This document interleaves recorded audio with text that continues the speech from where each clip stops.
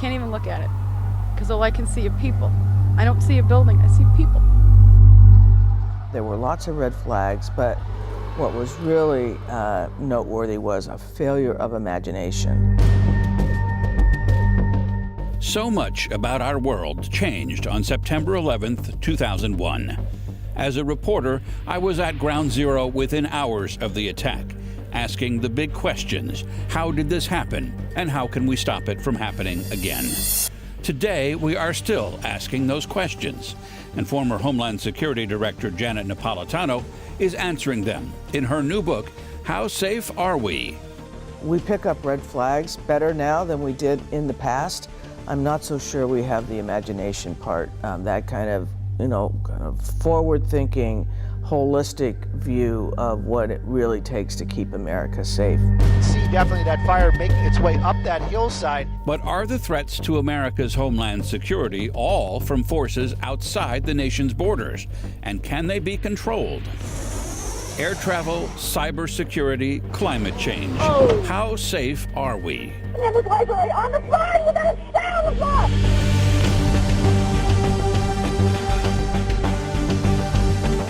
Oftentimes we can reverse engineer fairly rapidly after an event, but prevention, we still have a lot to do. What the former director of Homeland Security sees as the biggest threats to our safety, and what she thinks must be done to protect the nation. In this edition of First Person One-on-One with Janet Napolitano, sponsored by Left Bank Books and HEC Media. Secretary Napolitano, thanks so much for joining us for our show today. No, thanks for having me. You bet. I'm really tempted because the book is How Safe Are We, to start by saying, how safe are we? Well, we'll stick a pin in that question for a minute and come back to it.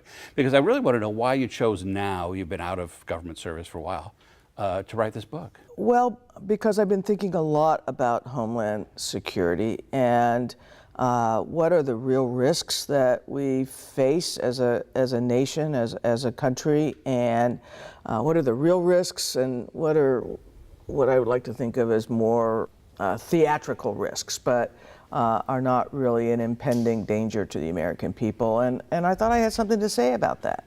What would be an example of a theatrical risk? Building a wall on the southwest border is a good example of that. You know, the southwest border, it's a zone. It's the most frequently trafficked land border in the world. You know, I was the governor of Arizona before I was the Secretary of Homeland Security. I grew up in New Mexico. I know that border very, very well. And the notion that you're gonna somehow seal it off with a wall, you know, that is a symbol, it's not a strategy. And the border itself is not in crisis. Not an emergency. Not an emergency, no, not at all. Was there a time you declared as governor an emergency at the border? In the early 2000s, yes. At that point in time, the number of illegal migration crossings was at a multiple factor of what it is now, and because of actions that had been taken in San Diego and in El Paso, over half of the illegal migration traffic was coming right up through Arizona. So that border between Arizona, Sonora was not secure at that point in time, but it certainly is now. Under President Obama, we drove illegal crossings to 45-year lows, and those numbers have stayed relatively static until just recently. So why is this such a thing suddenly? Is it just it's a wedge issue, it's politics, or is there really something to be concerned about? I have to say, I think it's a wedge issue. It's designed to divide and to mischaracterize the conditions at the border.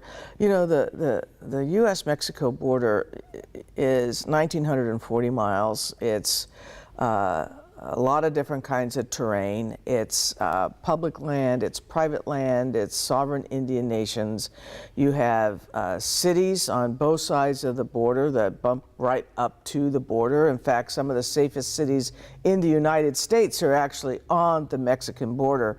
One would think that wouldn't be the case if it was truly a border in crisis. What still needs to be done, though, to secure it even more? You know, I think you need to think of the border between the ports of entry and at the ports of entry. So between the ports, you need manpower, you need technology, ground sensors, tunnel detectors, you need air cover and drones. And then at the ports of entry, we need to strengthen the technology there so that with the thousands of cars and trucks that go through that port every single day, they can be quickly X-rayed, as it were. That's really, it's kind of an X-ray to see if there's any suspicious compartments or something that looks untoward, and then a vehicle can be pulled over into secondary, but meanwhile the traffic keeps moving. Well, and a lot of the undocumented people, I guess, they're not crossing the border, they're flying in and just staying. Well, most of the people who are in the country who are undocumented actually came legally, and they've overstayed their visas. They didn't cross across the southwest border. You know, when I read the book, I assumed that I'd open it up and chapter 1 would be terrorism or, you know, cybersecurity and so forth and so on. But the threat that you say is the biggest in the book is climate change. Tell me about that. Right, so people don't often think of climate and security in the same sentence, but they really ought to, because when you think of security as the protection of people's safety, and when you look at the number of people who have died due to extreme weather events, which are themselves traceable to climate change, that far outstrips any number of deaths due to terrorism. And you know, we're going to see more landfall hurricanes, more tornadoes of greater intensity, droughts out west, which lead to these catastrophic wildfires. We lost dozens of people's lives this year in California. And this is all a function of the warming of the planet, and we need to address it in two ways. One is, as a nation, we need to join the community of nations and do our part to reduce the rate with which the planet is warming and rejoin, say, the Paris Accords. The second thing is we need to focus more on adaptation to the climate change that's already happened, the rising sea levels, how we build our roads, where we put our bridges, our airport runways, the kinds of building materials that we use. If a community is destroyed by an extreme weather event, is it rebuilt in the same place, or do we move it someplace else?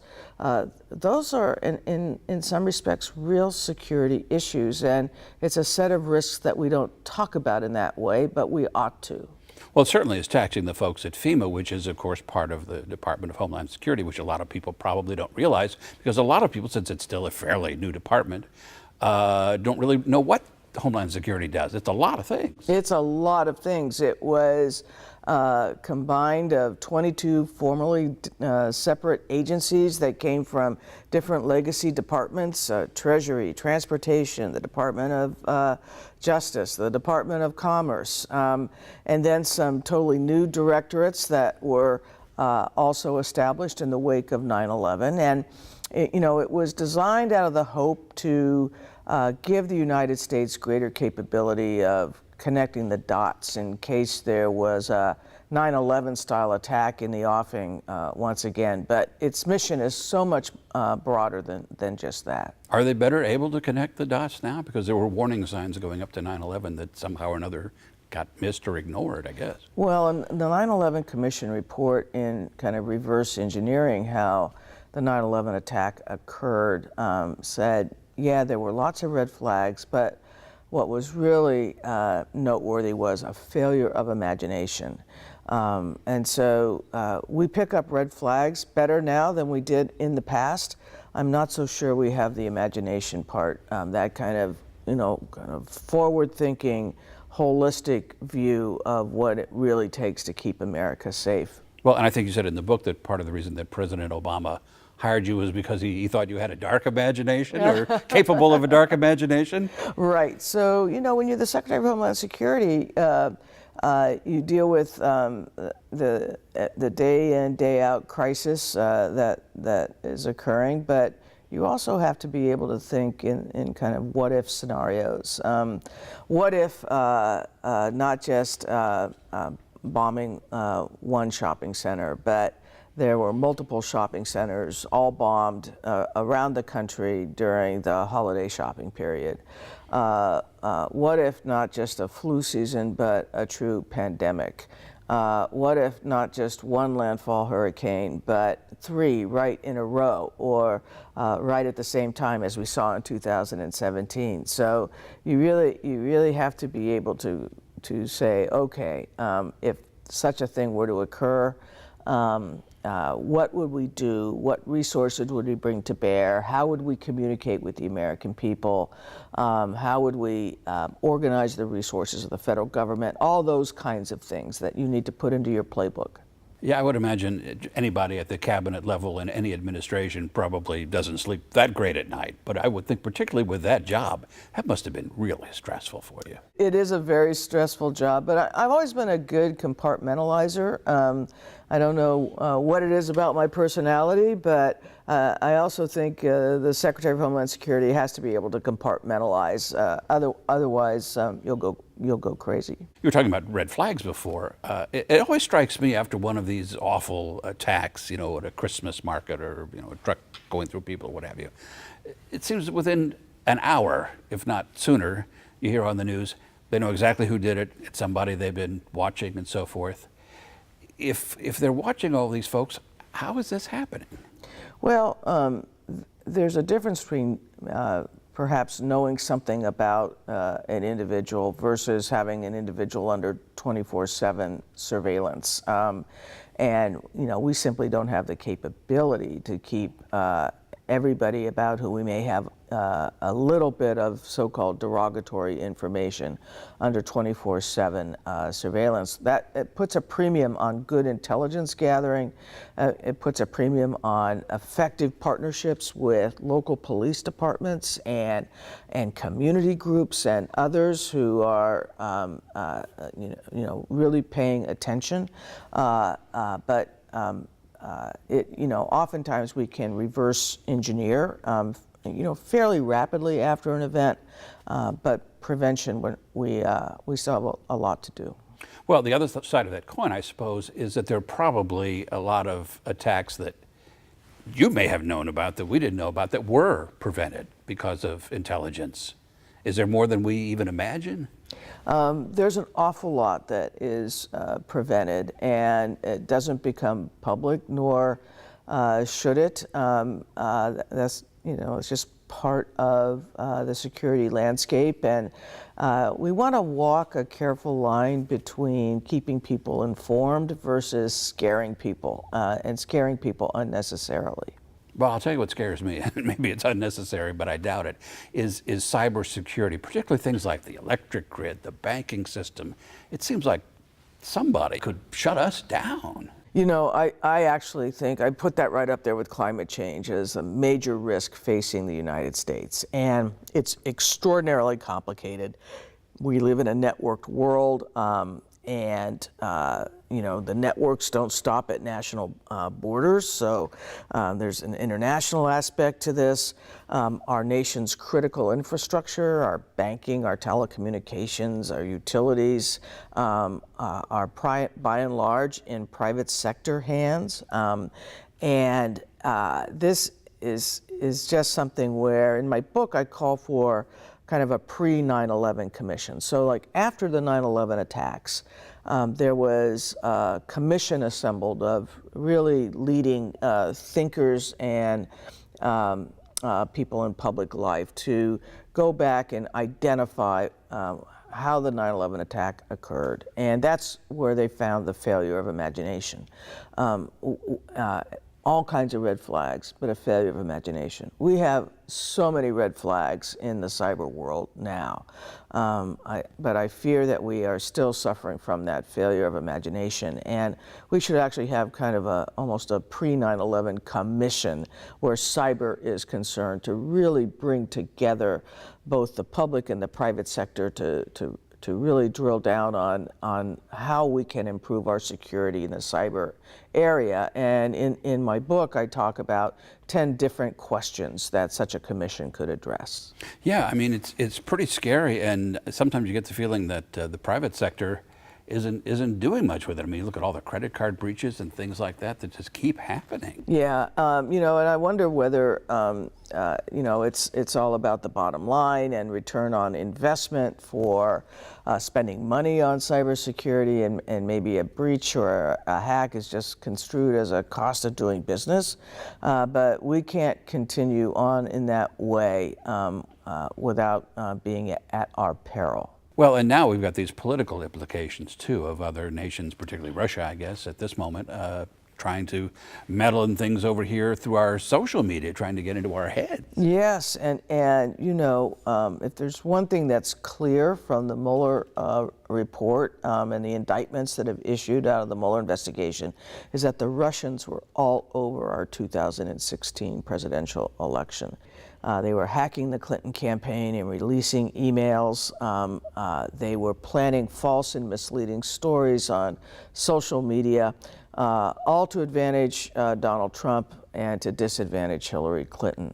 I want to know what we're doing as a country to strengthen our protections in this regard, so to give us greater confidence that this isn't happening or cannot happen in 2020.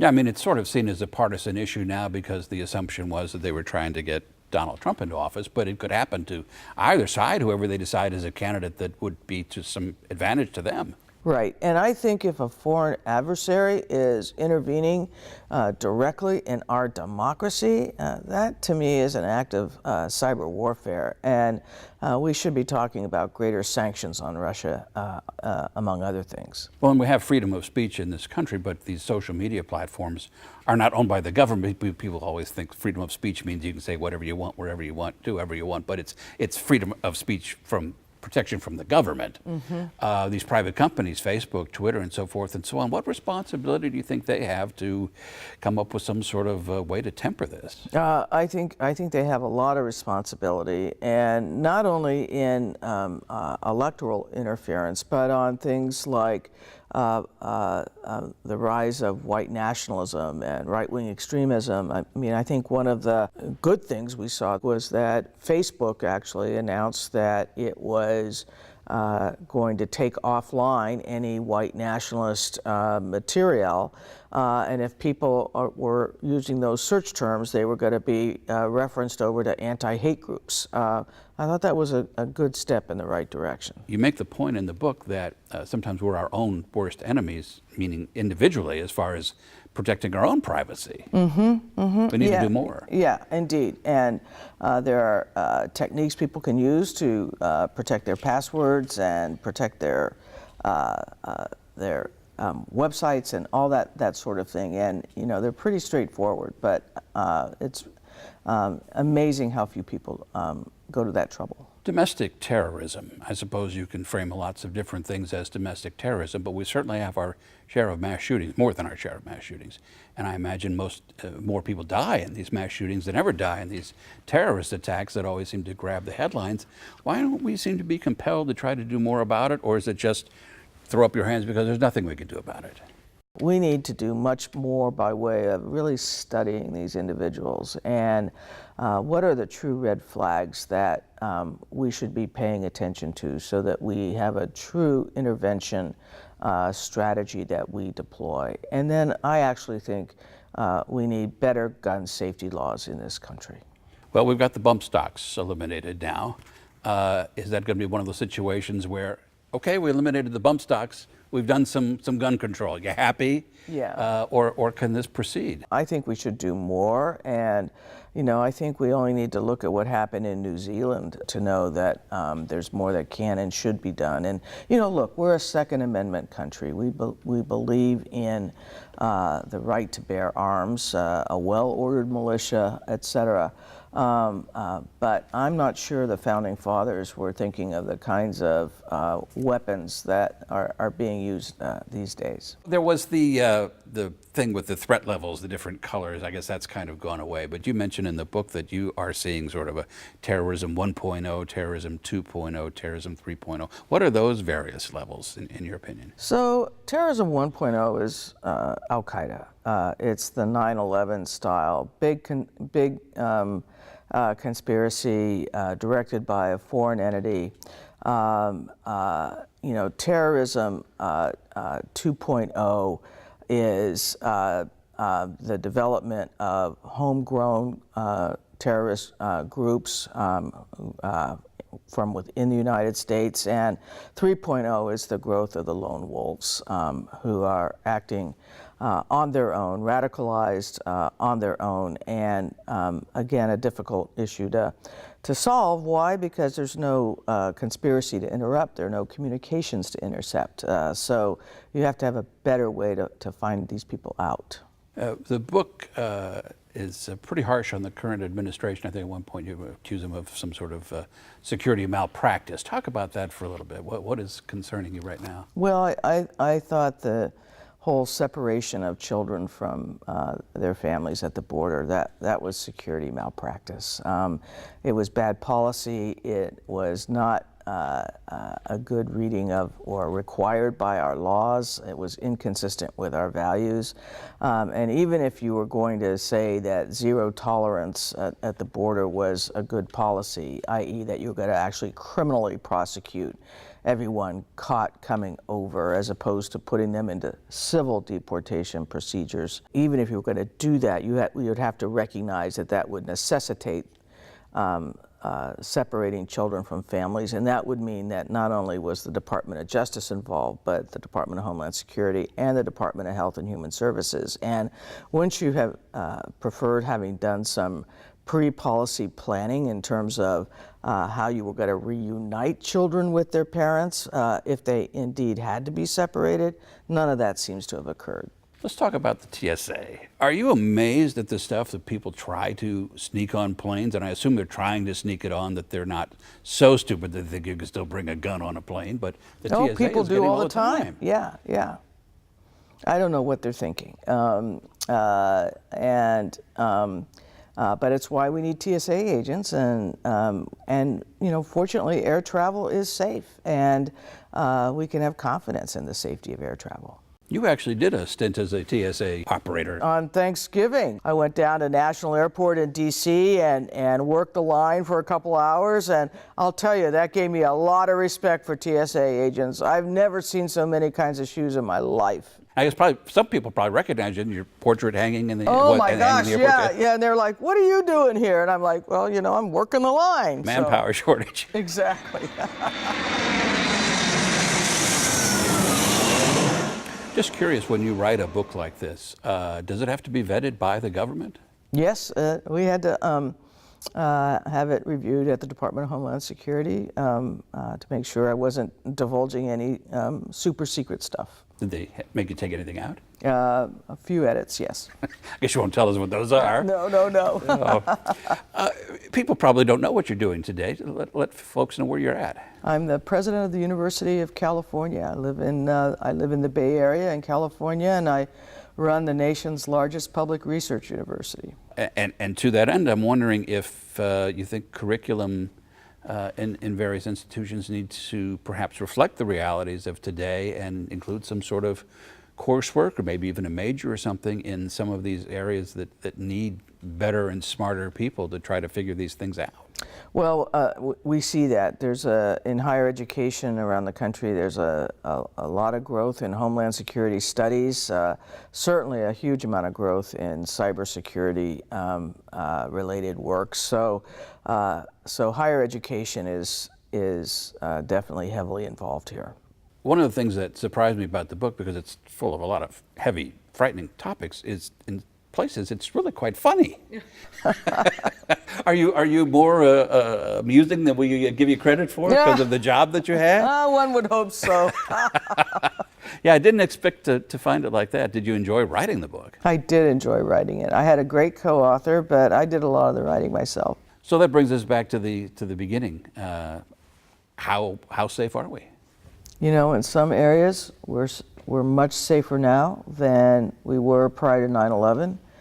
In other areas, risks continue to evolve, and we're not as safe as we ought to be. But you're still optimistic. I'm an eternal optimist. Secretary Napolitano, thanks so much for spending time with us. Thank you.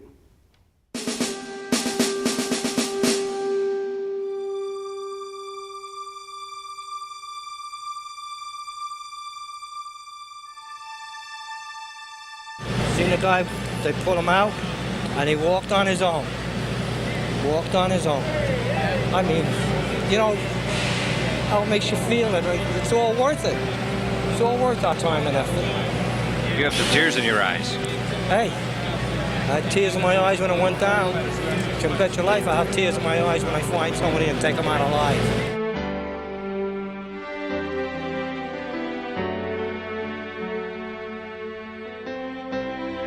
You always have that hope that they're going to be underneath a really giant steel table at the very bottom floor, and when they pull that boulder away, he's going to pop his head out and say, hey, you know, it's just, I don't think I'm ready to really deal with that part of it in my heart.